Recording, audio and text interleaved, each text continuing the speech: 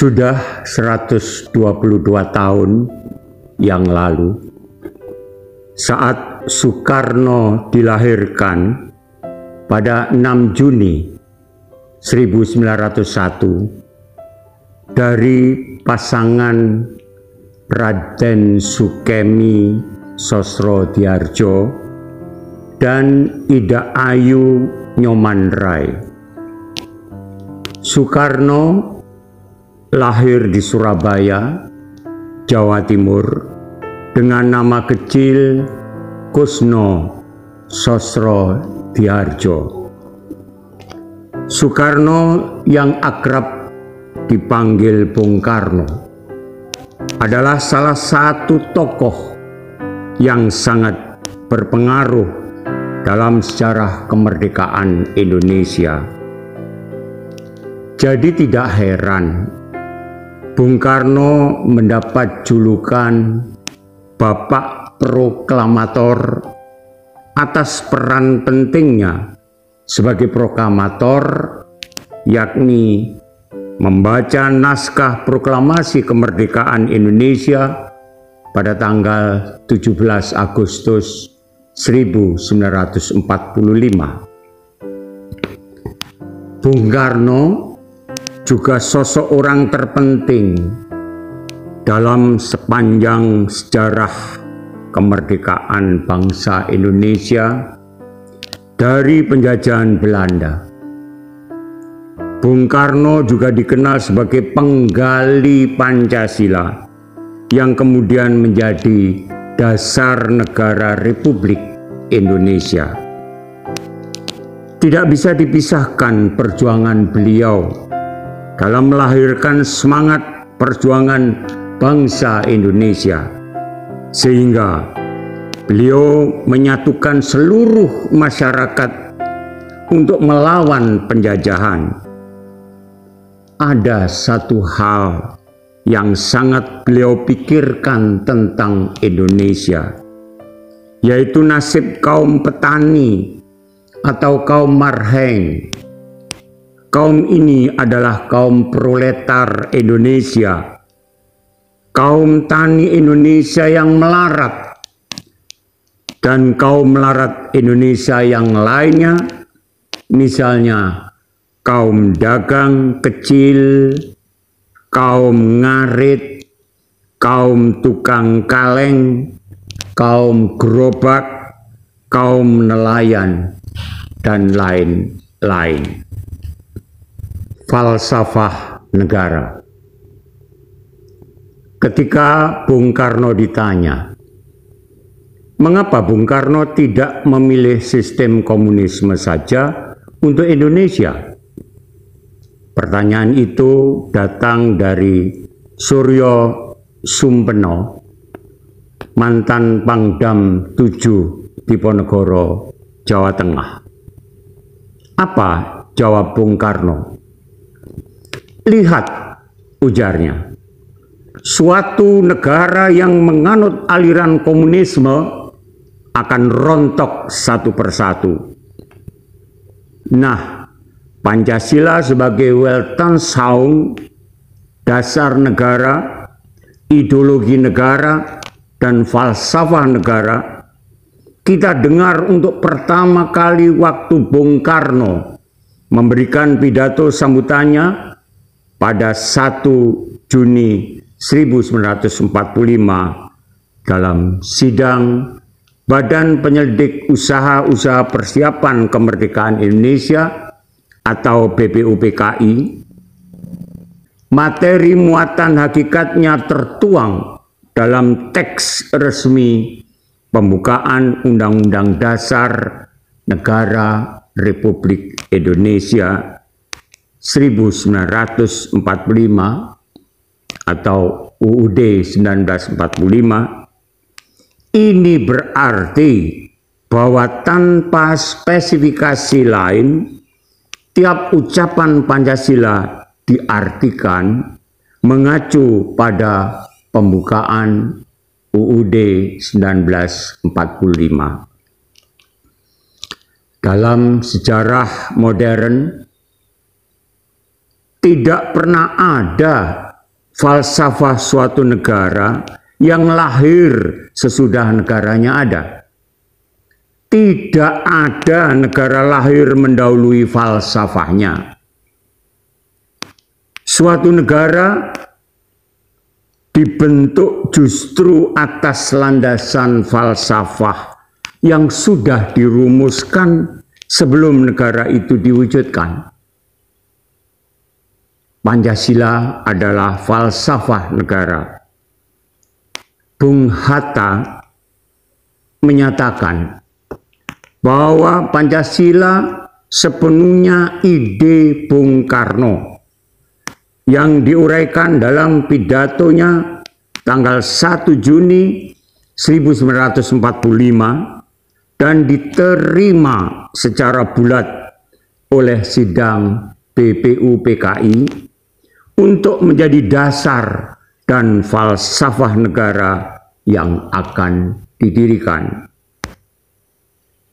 Generasi muda masa kini banyak yang tidak pernah kenal Bung Karno.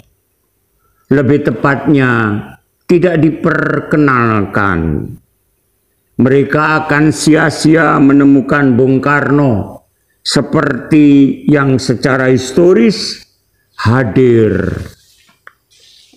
dan berbicara serta menarik hati rakyat pada saat-saat genting dan penuh pergulatan batin secara fisik. Bung Karno lah yang berhasil menanamkan rasa harga diri pada suatu nation yang dulu adalah nation kuli di antara nation-nation lain dan nation yang terdiri atas kuli-kuli.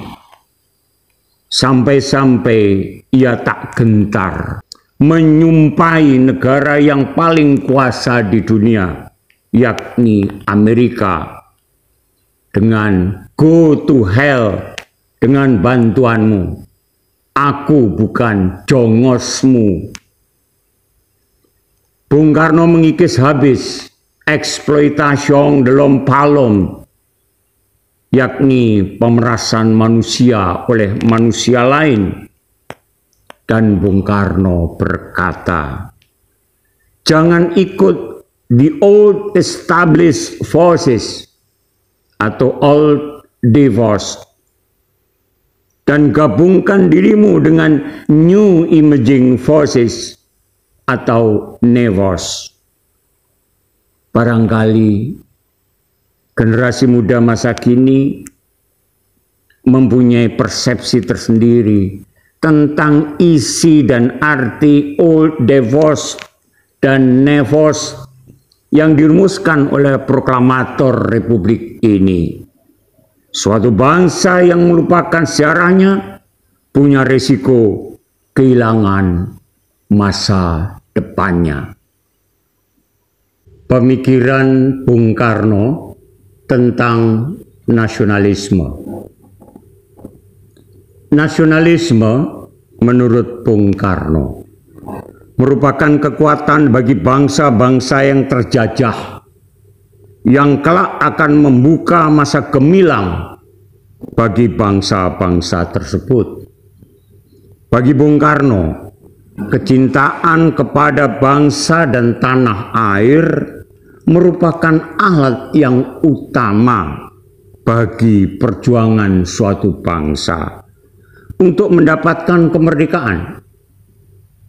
Di sini jelas dapat dikatakan bahwa nasionalisme telah memegang peran penting dan bersifat positif dalam menopang tumbuhnya persatuan dan kesatuan serta nilai-nilai demokratisasi yang pada kiranya akan mampu melaksanakan pembangunan nasional.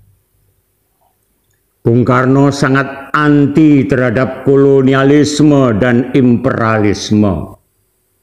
Menurutnya, penindasan bukan hanya datang dari kapitalisme asing saja, tetapi juga dari para kapitalis bangsa sendiri, dari kesewenang-wenangan kaum borjuis lokal.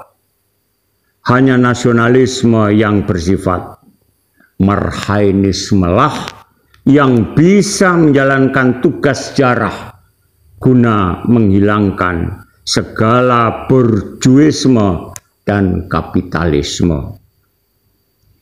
Nasionalisme pada dasarnya mengandung prinsip kemanusiaan, cinta tanah air yang bersendikan pengetahuan, serta tidak chauvinisme.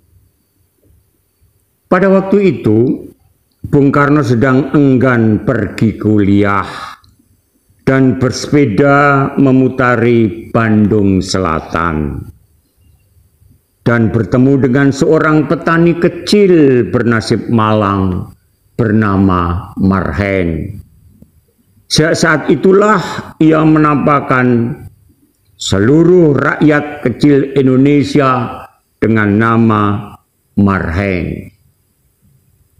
Bung Karno mengartikan marhenisme sebagai suatu ideologi kerakyatan yang mencita-citakan terbentuknya masyarakat yang sejahtera secara merata. Asas marhenisme adalah sosionasionalisme dan sosiodemokrasi. Sosionasionalisme adalah nasionalisme masyarakat, yaitu nasionalisme dengan kedua kakinya berdiri di atas masyarakat. Sosionasionalisme menolak setiap tindakan borjuisme yang menjadi sebab kepincangan masyarakat. Dengan kata lain, sosionasionalisme adalah nasionalisme politik dan ekonomi. Suatu nasionalisme yang mencari keberesan politik dan ekonomi, keberesan negeri dan rezeki. Sosiodemokrasi timbul karena sosionasionalisme. Sosiodemokrasi adalah demokrasi politik dan demokrasi ekonomi. Sosionasionalisme adalah nasionalisme yang berperi kemanusiaan atau perasaan cinta kepada bangsa yang dijiwai oleh perasaan cinta kepada sesama. Sementara sosiodemokrasi adalah demokrasi yang menuju kepada kesejahteraan sosial, kesejahteraan masyarakat, atau kesejahteraan seluruh bangsa Indonesia.